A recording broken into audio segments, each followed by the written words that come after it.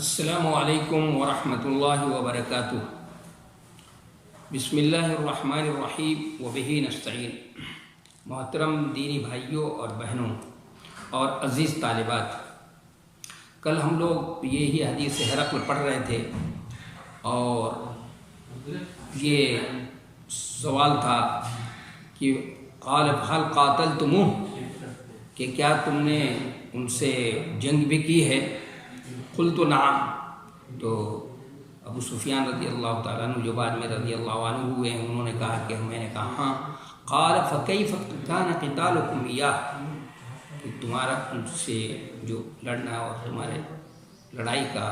تمہارا ان سے جنگ کا رزلٹ کیسا رہا؟ قلت الحرب بیننا و بینہ سجال ینال منا و ننال منہ، تو ابو سفیان نے کہا قلت الحرب بیننا و بینہ سجال، یہ سجال یہ سجل کی جمع ہے اور حرب یہ مبتدا اور سجال جو ہے یہ خبر ہے۔ تو کچھ لوگوں نے یہ اعتراض کیا ہے کہ حرب چونکہ واحد ہے اور سجال یہ جمع ہے، یہ کیسے خبر، یہ واحد اس کی خبر جمع کیسے ہو سکتی ہے؟ یہ اعتراض کچھ لوگوں نے کیا ہے۔ تو علامہ ابن حجر عسقلانی رحمۃ اللہ علیہ نے اس کا جواب دیا ہے اور بہت ہی معقول جواب ہے کہ الحرب اس میں جنس ہے اور سجال جو ہے یہ اس میں جمع ہے، اس لیے اس کا خبر بننا جو ہے وہ صحیح ہے، اس کا مبتدا بننا بھی صحیح ہے اور اس کا خبر بننا صحیح ہے۔ لیکن علامہ عینی جو ہیں وہ علامہ ابن حجر عسقلانی رحمۃ اللہ علیہ کی اس رائے سے بہت زیادہ مطمئن نہیں نظر آتے۔ انہوں نے کہا کہ زیادہ بہتر بات یہ ہے کہ الحرب جو ہے وہ صحیح ہے، اس میں جنس ہے، اور سجال جو ہے اس میں جمع نہیں ہے بلکہ جمع ہے، اور اس کو اگر مصدر مانا جائے تو اس میں اور زیادہ مبالغہ کا معنی ہوگا اور مبالغہ کا معنی پیدا ہوگا۔ جیسے کہتے ہیں زید عادل کے مقابلے میں زید عدل اگر کہا جائے کہ سراپا عدل ہے تو وہ زیادہ اس میں مبالغہ ہوتا ہے۔ تو اس لیے یہاں جو مساجلت کا معنی پیدا کرنا ہے کہ برابر سرابر کا معاملہ ہے، جس کی وضاحت آگے خود ابو سفیان نے کیا ہے کہ ینال منا و ننال منہ، اس لیے اس کو مصدر ماننا ان کے نزدیک، علامہ عینی کے نزدیک زیادہ صحیح ہے کہ یہ مصدر ہے۔ لیکن علامہ ابن حجر عسقلانی رحمۃ اللہ علیہ نے جو بات کہی ہے وہ بھی بات اپنی جگہ پر طاقتور ہے، مضبوط ہے۔ تو اس کا ترجمہ ہوگا قلت الحرب بیننا و بینہ سجال، کہ میں نے کہا کہ ہمارے اور ان کے درمیان جنگ کا معاملہ برابر سرابر کر رہا ہے، ینال منا و ننال منہ،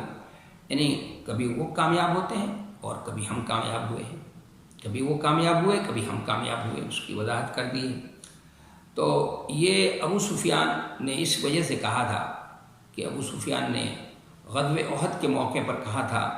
یوم بیوم، کہ چونکہ غزوہ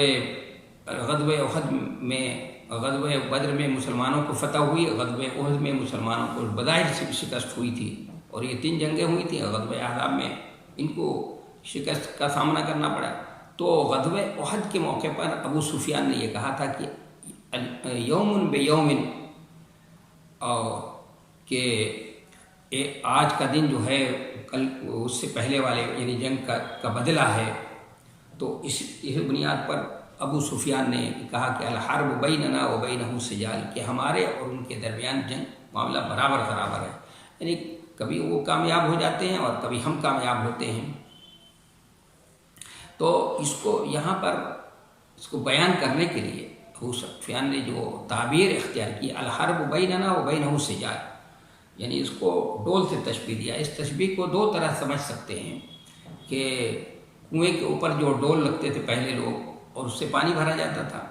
تو ایک شخص آیا اور ڈول لے لیا، اس میں پانی بھر رہا ہے، جب تک وہ اپنے جانوروں کو سیراب کراتا رہتا تھا ڈول اس کے قبضے میں ہوتا، پھر جب وہ رکھ دیتا تھا دوسرا شخص اس کو لے لیتا اپنے جانوروں کو اور اپنے کھیت کو سیراب کرتا ہوا۔ تو اس طرح یعنی یہ تشبیہ دے کر یہ بتا رہے ہیں کہ کبھی یعنی جنگ ہمارے قبضے میں ہوتی ہے، یعنی کہ ہم کامیاب ہو جاتے ہیں اور کبھی وہ کامیاب ہو جاتے ہیں۔ یہ اس طرح اس کو سمجھا جا سکتا ہے، یا اس کو اس تشبیہ کو اس طرح سمجھا جا سکتا ہے، اور اس طرح سمجھنا یہ زیادہ بہتر ہے کہ اس پہ کنویں کے اوپر وہ چرخی لگی ہوتی ہے اور رسی میں 2 ڈول باندھتے ہیں، ایک ڈول کو نیچے کو جاتا ہوتا ہے اور ایک ڈول دوسرا جو ہے وہ جو پانی سے بھرا ہوا ہے وہ اوپر کو آ رہا ہے۔ تو یہ مسلسل یہ سلسلہ جاری رہتا ہے، ایک نیچے جا رہا ہے اور ایک اوپر آ رہا ہے، ایک نیچے جا رہا ہے ایک اوپر۔ تو یہ بتا رہے ہیں کہ جنگ کا معاملہ ہمارے اور ان کے درمیان انہیں پاس ایسے ہی پلٹتا رہتا ہے، کبھی وہ غالب آ جاتے ہیں اور کبھی ہم غالب آ جاتے ہیں۔ اس کی وضاحت کر دی انہوں نے، ینال منا و ننال منہ، کہ کبھی وہ غالب آتے ہیں کبھی ہم غالب آئے۔ قال ماذا یامرکم، یہ بھی سوال کیا، یہ بھی ان کی ذہانت کا اور عقل مندی یہ سوال بھی پتہ دیتا ہے، اور اس سے ان کی عقل مندی اور ذہانت کا پتہ چلتا ہے کہ ظاہر نبی ہوں گے، نبی برحق ہوں گے تو کچھ ان کی تعلیمات اور کچھ ہدایات بھی ہوں گی، تو سوال کرتا ہے ماذا یامرکم، کہ وہ تم کو کس بات کا حکم دیتے ہیں، یعنی ان کی تعلیمات کیا ہیں، کیا تعلیمات ہیں ان کی ہدایت، کیا تعلیمات دیتے ہیں وہ۔ قلت، میں نے کہا، یقول اعبدوا اللہ وحدہ ولا تشرکوا بہ شیئا، میں نے کہا وہ کہتے ہیں ان کی دعوت ہے، ان کا پیغام یہ ہے، وہ لوگوں کو حکم یہ دیتے ہیں کہ اعبدوا اللہ وحدہ، کہ صرف اللہ کی عبادت کرو، ولا تشرکوا بہ شیئا، اور اس کے ساتھ کسی کو شریک نہ ٹھہراؤ۔ اعبدوا اللہ وحدہ یعنی اب صرف اللہ ہی کی عبادت کرو، یعنی اللہ کی اعبدوا، عبادت کا لفظ جو ہے یہ اس سے بنا ہے طریق معبد سے، اور طریق معبد اس راستے کو کہتے ہیں کہ جس کو چلا جائے، بار بار چلنے سے وہ راستہ ہموار ہو گیا ہو اور اس پہ نشان پڑ گیا ہو، تو اسی سے یہ لفظ جو ہے، یہ عرب کے لوگ اس لفظ کو اسی معنی میں استعمال کرتے تھے، طریق معبد، وہاں سے اس لفظ کو لیا گیا اور لے کر کے یہاں پر استعمال کیا گیا ہے۔ تو یہاں پر اس معنی میں ہے کہ تم اللہ کی عبادت کرو، یعنی اے وحد اللہ، اللہ ہی کو تنہا اس عبادت کے مستحق، بندگی کا مستحق سمجھو، اور عبادت کا مفہوم چونکہ وہیں طریق محبت سے آیا بنا، تو اس لیے عبادت کا مفہوم یہ ہے کہ اللہ کی اطاعت و فرمانبرداری انتہائی محبت کے ساتھ، انتہائی عاجزی اور انکساری اور عاجزی کا اظہار انتہائی محبت کے ساتھ۔ عبادت کا مفہوم یہ ہوا کہ اللہ کی اطاعت و فرمانبرداری کی جائے، اللہ کی بندگی کی جائے، اللہ کو ایک تسلیم کیا جائے، اس کے ساتھ انتہائی محبت کے ساتھ کا اظہار ہو، اور دوسرے انتہائی عاجزی اور انکساری اور ذلت و رسوائی کا اظہار ہو، اپنی بندگی کا اظہار ہو، اپنی کمائیگی کا اظہار ہو، یہ دونوں چیزوں ضروری ہے۔ اس لیے علامہ ابن تیمیہ رحمۃ اللہ علیہ نے لکھا، العبادت هي غایۃ التذلل للہ سبحانہ و تعالی مع غایۃ الحب، کہ اللہ تبارک و تعالیٰ کے سامنے انتہائی محبت کا اظہار اور انتہائی عاجزی کے ساتھ، انتہائی عاجزی کا اظہار ہو اللہ کے سامنے اور انتہائی محبت کے ساتھ، یعنی اللہ کی عبادت ہو اور کوئی عبادت اس کی بندگی کرے اور اس میں عاجزی اور اس کا اظہار نہ ہو، بندگی کا اظہار نہ ہو، اور محبت ہو، محبت ہے تو اس کی عبادت نہیں کہیں گے، یا انتہائی عاجزی اور انکساری کا اظہار تو ہے لیکن اس میں محبت نہیں ہے، یعنی کرہن جبرن اور کرہن یہ کام کرتا ہے تو وہ بھی عبادت نہیں، اس کو بھی عبادت نہیں کہیں۔ تو اس لیے بہت سے لوگوں نے اور حدیثوں میں جو روایت بالمعنی ہے، جہاں پر تو وحد اللہ آیا ہے، اس کو کہیں پر عبد اللہ سے، کہیں پر راویوں نے اس کو وحد اللہ، اس لیے وہ قرآن کا پیغام ہے، یا ایھا الناس اعبدوا ربکم، اس لیے عام طور پہ مفسرین نے اللہ کے اس پیغام کو، جو قرآن کا پیغام ہے کہ اے انسانوں اپنے رب کی عبادت کرو، تو اس کا ترجمہ لوگوں نے یہی کیا، وحد اللہ، کہ اللہ ہی کو ایک سمجھو، یعنی اللہ ہی کو عبادت کا مستحق سمجھو، اسی کو بندگی کے لائق سمجھو،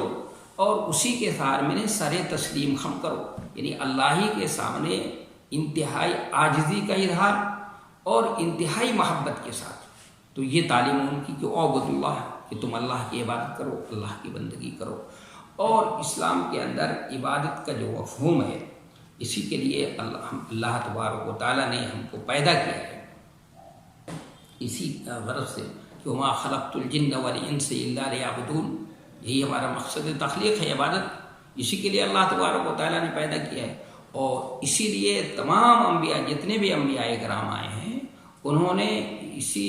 توحید کی، توحید الالوہیہ کی دعوت دی کہ جو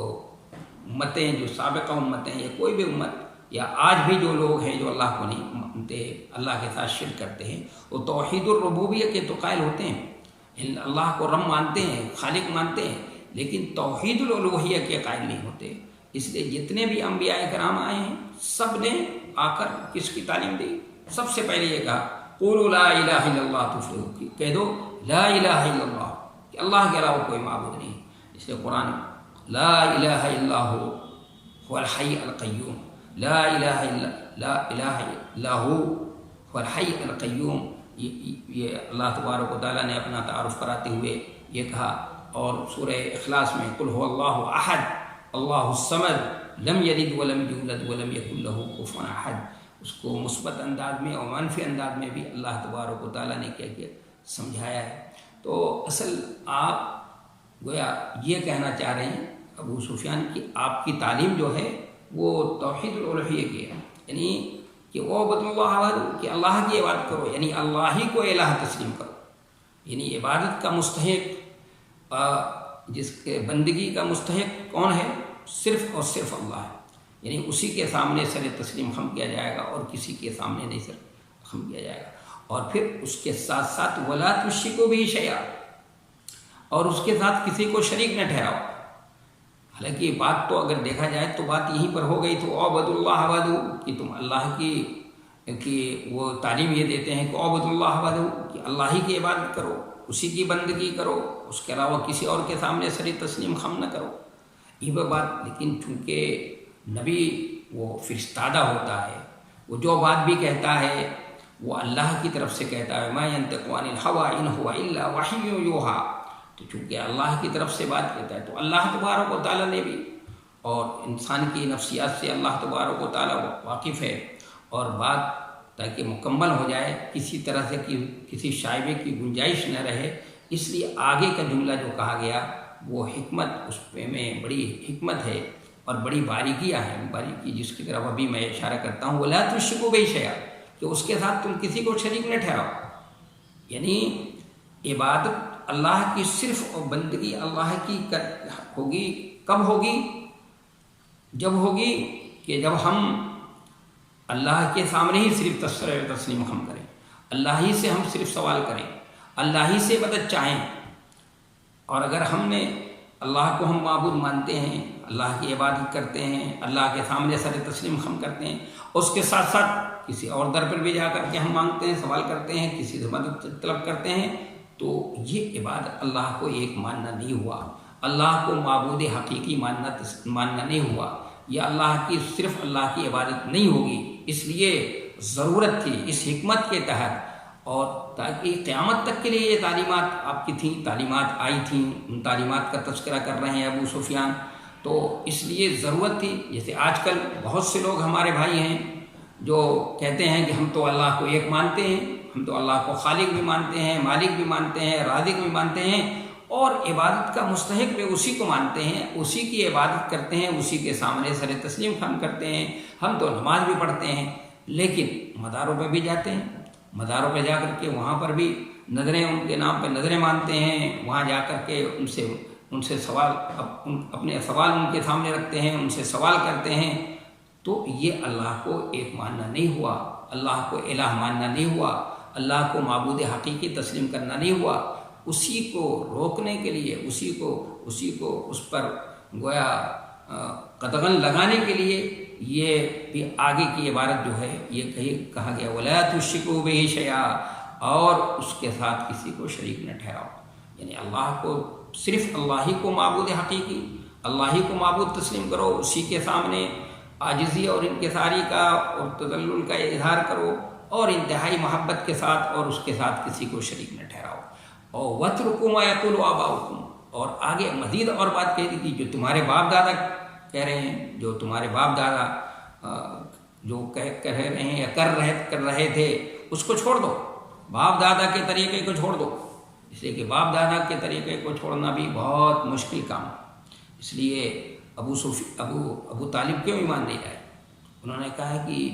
ارے بہت افسوس ہوگا، یہ بیٹھے ہوئے ہیں قریش کے بڑے بڑے، اور یہ کہیں کہ موت کے ڈر سے ابو طالب نے اپنے باپ دادا کے دین کو چھوڑ دیا۔ تو باپ دادا کے دین کو چھوڑنا بھی بہت آسان ہے۔ تو اس لیے کہ کلمہ جس کلمہ کو لے کر آئے تھے، جو نبی صلی اللہ علیہ وسلم کی دعوت تھی، لا الہ الا اللہ، اشہد ان لا الہ الا اللہ وحدہ لا شریک لہ واشہد ان محمدا عبدہ ورسولہ، وہ اس میں اسی بات کی دعوت تھی کہ جو باپ دادا کا دین ہے، باپ دادا کا جو طریقہ ہے، اس کو چھوڑ دو۔ تو آپ کی تعلیم یہ ہے کہ اعبدوا اللہ وحدہ، کہ اللہ کی تنہا اللہ کی عبادت کرو اور اس کے ساتھ کسی کو شریک نہ ٹھہراؤ، اور جو باپ دادا کہتے ہیں، جو باپ دادا کا جو طریقہ ہے، اس کو چھوڑو۔ وَيَأْمُرُنَا بِالصَّلَاةِ، اور وہ نماز کا حکم دیتے ہیں، وَالصِّدْقِ، اور سچ، وَالْعَفَافِ، اور پاک دامنی اور پاک نظر، وَالصِّلَةِ، اور صلہ رحمی کا حکم دیتے ہیں۔ دیکھا جائے تو نبی صلی اللہ علیہ وسلم کی تعلیمات کا خلاصہ جو ہے، اتر اور خلاصہ پیش کر دیا کہ ایک تو اللہ کی وحدانیت کی تعلیم دیتے ہیں وہ، اور دوسرے نماز کا حکم دیتے ہیں، چونکہ عقیدہ بنیادی اور بیسٹ چیز ہے۔ سارے انبیاء کرام، جو بھی انبیاء کرام آئے، پہلے ان کی دعوت جو تھی وہ عقیدے کی دعوت، اور وہ بھی عقیدہ توحید میں، وہ بھی توحید الالوہیہ کی دعوت، اس لیے اس کو توحید القصد و طلب کہا جاتا ہے۔ اس لیے اس کا نام جو ہے علماء عقیدہ کے نزدیک توحید القصد و طلب ہے۔ اور اس کے بعد دوسری چیز کیا ہے؟ یہ نماز ہے۔ کلمہ پڑھ لینے کے بعد، اللہ کو ایک مان لینے کے بعد دوسری چیز نماز ہے۔ نماز بندے اور اللہ کے درمیان تعلق اور ربط پیدا کرنے کی چیز ہے۔ اور دوسرے بتایا وہ صدق، کہ سچائی کا وہ کرتے ہیں، وہ تعلیم کے سچ بولنے کی تعلیم دیتے ہیں، وہ خود سچوں کے سچے ہیں اور سچ کی بھی تعلیم دیتے ہیں۔ والعفاف، پاک نظر، پاک دامنی کی بات کرتے ہیں وہ، اور پاک نظر بھی ہیں، پاک دامن بھی ہیں۔ والصلہ، اور صلہ رحمی۔ تو اگر ابھی غور کریں گے ہم، جب اس پہ تبصرہ کرے گا وہ، کہ ابو سفیان نے گویا نبی علیہ السلام کے اعلیٰ اخلاق کو اور نبی صلی اللہ علیہ وسلم کی تمام خوبیوں کا اعتراف کر لیا ہے، اور ایک ایسے شخص کے سامنے کیا ہے جو وہ بھی اسلام کا دشمن ہے اور وہ بھی پڑھا لکھا ہے، اس کے سامنے کیا ہے، اور ایک خود ابو سفیان بھی اس وقت دشمن اسلامی ہیں، اور نبی صلی اللہ علیہ وسلم سے وہ نفرت اور عداوت کے باوجود بھی آپ صلی اللہ علیہ وسلم کی تمام خوبیوں کا اعتراف کیا ہے۔ انسان کے اندر جتنی بھی خوبیاں ہوتی ہیں، میں بھی بتاؤں گی کس طرح کی کتنی خوبیاں ہوتی ہیں، جب اس پہ تبصرہ ہوگا تو اس وقت میں بتا دوں گا کس طرح سے ابو سفیان نے جناب نبی کریم صلی اللہ علیہ وسلم کی تمام خوبیوں کا اس نے اعتراف کر لیا ہے، اور بربلا اعتراف کیا ہے، اور ایک بڑے دشمن کے سامنے، ہرقل کے سامنے۔ اس کے بعد یہ سوال اس کا ہو گیا، سوال مکمل ہو گیا، اور نہایت ہی دانشمندانہ اور عقلمندانہ سوالات ہیں اس کے۔ ہر سوال جو ہے وہ اس کے علم اور فہم و فراست کی جو کا پتہ دیتا ہے، اور اس سے اندازہ یہ ہوتا ہے کہ جو بھی سوال اس نے کیا ہے وہ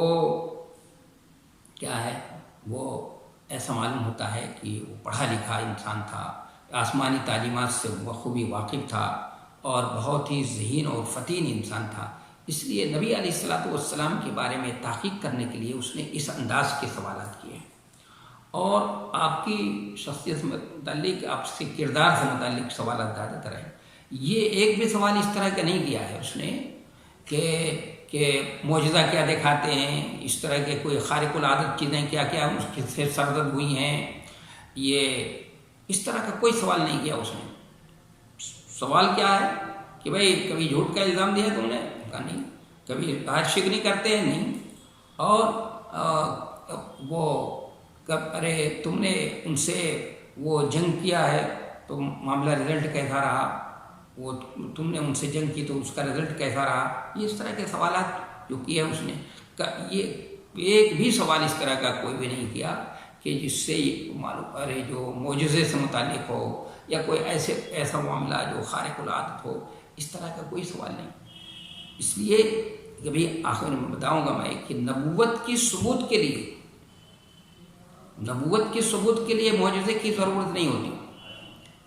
मोजज़े को ज़रूरत है नबूवत की। फ़र्क है, इसको समझना चाहिए कि लोग नहीं जानते। वो लोग ये समझते हैं कि नबूवत को साबित करने के लिए, किसी के नबूवत के सबूत के लिए ज़रूरी है कि मोजज़ा हो। नहीं, ये बात नहीं, बल्कि मोजज़े को ज़रूरत है नबूवत के। नबूवत के लिए के सबूत के लिए नबी की ज़िंदगी, उसका कैरेक्टर, उसकी पूरी ज़िंदगी जो आइडियल नमूने की ज़िंदगी होती है, वो ज़िंदगी खुद बोलती है, बताती है कि ये कोई मामूली इंसान नहीं है बल्कि गैर मामूली इंसान है। इसलिए नबी अलैहिस्सलातु वस्सलाम की ज़िंदगी से मुतालिक सवाल, जो आपकी ज़िंदगी खुली किताब की हैसियत थी उससे मुतालिक सवालात किए उसने, हिरक़ल ने और अबू सुफियान ने। चूँकि आप सल्लल्लाहु अलैहि वसल्लम की ज़िंदगी बेदाग थी उनके सामने, इसलिए उन्होंने फ़ौरन बरमला जो है जवाब दिया कि नहीं, ऐसा नहीं। जो भी सवाल किया उन्होंने नहीं में, नफ़ी में जवाब दिया है। इसलिए ये भी समझने की बात है, जो हम आगे चलकर जब इस हदीस को मुकम्मल कर लेंगे तो इससे हमको जो फ़ायदा हासिल होता है, जो हम अमली ज़िंदगी में जिससे हम इससे फ़ायदा उठा सकते हैं, उस वक्त जो है थोड़ा तफसील से बयान करूँगा। फ़क़ाल ली तर्जुमान, तो चुनांचे तर्जुमान से कहा, क़ुल लहू सअल्तुका अन नसबिही, कि उनसे कहो, नहीं अबू सुफियान से कहो, सअल्तुका अन नसबिही, कि मैंने तुमसे उनके ख़ानदान के बारे में सवाल किया था भाई। फ़ज़करत अन्नहु फ़ीकुम ज़ू नसब, तो तुमने ये बताया कि वो तुम्हारे दरमियान आला ख़ानदान से ताल्लुक़ रखते हैं, उनका ख़ानदान बहुत आला ख़ानदान है, वो कुरैशी हैं और कुरैश में भी कौन है, हाशमी हैं। तो उस पर तबसरा कर रहा है। क्या तबसरा है उसका? कहता है वकज़ालिका रुसुलु तुबअसु फ़ी नसबि क़ौमिहा, कहता है कि और इसी तरह अंबिया किराम अपने कौम के आला ख़ानदान में से मबूस किए जाते हैं। यानी अंबिया किराम को अल्लाह तबारक व तआला अपनी कौम के अंदर भेजता है तो वो उस कौम के आला ख़ानदान के होते हैं, उससे उनका ताल्लुक़ होता है। सवाल ये होता है कि आला ख़ानदान से कि फ़र्द ही को क्यों नबी बनाया जाता है और नबी बनाकर जो है मबूस किया जाता है, इसके पीछे हिकमत क्या है? उसके पीछे हिकमत ये है कि अंबिया किराम के चूँकि अव्वलीन मुखातब वो कौम के बड़े बड़े लोग, सरबराउदा लोग होते हैं, कौम के सरदार लोग होते हैं। तो सरदार लोग ज़ाहिर है कि अपने कौम के मामूली लोगों की बातों को तो सुनने वाले नहीं, अपनी कौम के मामूली लोगों की बातों को ध्यान से वो उसको कोई अहमियत देने वाले नहीं। इसलिए चूँकि अंबिया किराम के अव्वलीन मुखातब कौम के सरदार लोग होते हैं, बड़े बड़े लोग होते हैं। जैसे हज़रत मूसा अलैहिस्सलाम को अल्लाह ने नबी बनाया तो कहा कि जाओ फ़िरौन के पास, और हज़रत हारून भी उनके साथ हैं, कहा जाओ क़ूला लहू क़ौलन लय्यिनन, जाओ फ़िरौन से कहो। फ़िरौन जो कौम का सरदार है, जो कौम का बादशाह है, उससे जाकर कहो। तो कौम के बादशाह को मुखातब करना होता है। इनके अव्वलीन मुखातब कौम के सरदार लोग होते हैं, कौम के बड़े लोग होते हैं। क्योंकि अगर कौम के बड़े लोग ईमान ले आएँ तो फिर कौम के छोटे छोटे लोगों को ईमान लाना जो है आसान हो जाता है। लेकिन अंबिया किराम की तारीख़ ये बताती है कि अंबिया किराम के मुखातब, अव्वलीन मुखातब तो कौम के सरदार ही लोग होते हैं, बड़े बड़े लोग होते हैं। लेकिन ये कौम के बड़े लोग और सरबराउदा लोग जो हैं वो अंबिया किराम की दावत पे कान नहीं धरते, उनकी दावत को कबूल नहीं करते हैं। क्यों नहीं कबूल करते हैं? वो इसलिए नहीं कबूल करते हैं कि वो तरह तरह की बेड़ियों में जकड़े होते हैं और वो तरह तरह की बंदिशों में बंधे होते हैं। वो उनके दिलों में, किसी के दिलों में किब्र है, किसी के दिलों में नख़वत है, किसी दिल में मामला कुर्सी का है कि अगर हम इनको बड़ा मान लिया तो हमारी कुर्सी चली जाएगी, या हमने इनको बड़ा, अगर इनको नबी तस्लीम कर लिया तो फिर हमारी हैसियत क्या रह जाएगी। जैसे अबू जहल ابو جہل کے ذہن میں اس طرح کی باتیں آئی تھیں، تو یہ جو بڑے بڑے لوگ ہوتے ہیں، سربراہ لوگ ہوتے ہیں، چونکہ ان کے پیروں میں بڑی بیڑیاں ہوتی ہیں، طرح طرح کی چیزیں، ان کے ذہنوں میں طرح طرح کی چیزیں ہوتی ہیں، اس لیے یہ انبیاء کرام